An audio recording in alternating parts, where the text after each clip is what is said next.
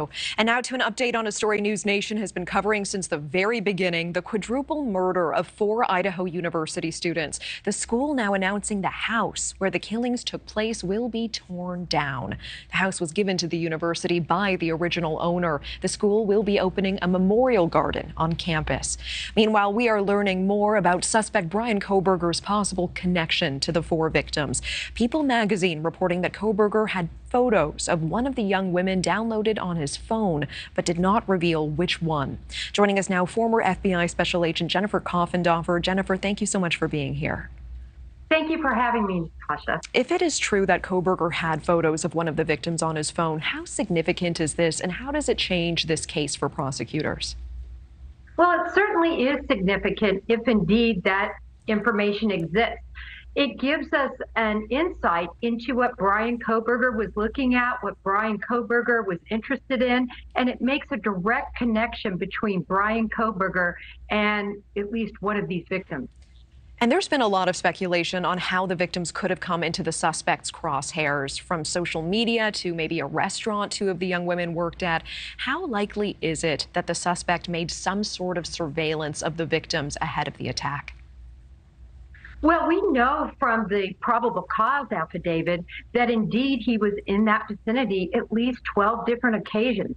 So that would lead us to believe that definitely there was a connectivity in terms of possible surveillance, just based on where he was proximal to this house and to these victims.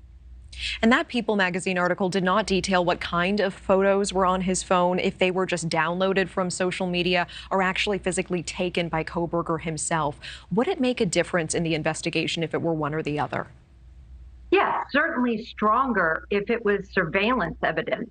In other words, if it was something he took from that phone as opposed to something he downloaded from another site, such as Facebook. There are gag orders in place, and authorities are trying to keep details of this investigation under wraps, certainly. But articles like this are circulating. Public interest still so high in this case. Are articles like this, details like this, likely to impact this case or this trial? I don't think they will negatively impact. Where there becomes a significant impact is when the information is from the players themselves, from witnesses, from individuals involved in this trial, from the lawyers, because outside of that, this is just the media really exercising their First Amendment rights. And Jennifer, I know that despite the gag order, you've been tracking the minutia of every detail of this case. In your mind, what is the most significant thing to come out in the last couple of weeks?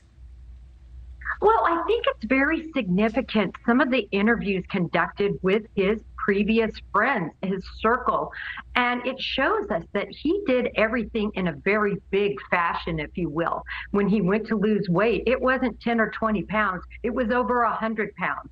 When he performed in school, it was big. He did a good job with his grades.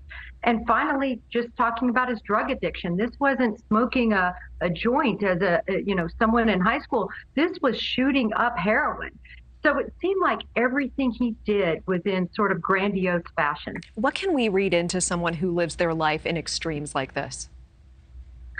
Well, I think we can read into it how somebody who, again, is accused of these very heinous crimes could have been passed over and committed them in extraordinary fashion, as we've seen from the devastation of these 4 lives being lost. All right, Jennifer Coffindaffer, thank you so much for your time. Appreciate it. Thank you, Natasha. Thank you for watching. Go to newsnationnow.com to find NewsNation on your television provider. And don't forget to click the red subscribe button below to get more of NewsNation's fact-driven, unbiased coverage.